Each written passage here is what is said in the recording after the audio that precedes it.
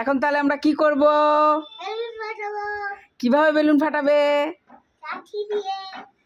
আর চোখটা আমাদের বন্ধ থাকতে হবে।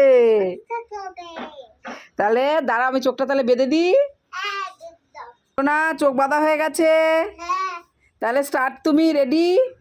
নাও, ফাটাতে শুরু করো। চোখ বন্ধ করে কটা ফাটাতে পারো দেখি তো। জোরে মারো, জোরে মারো, জোরে জোরে জোরে জোরে মারো।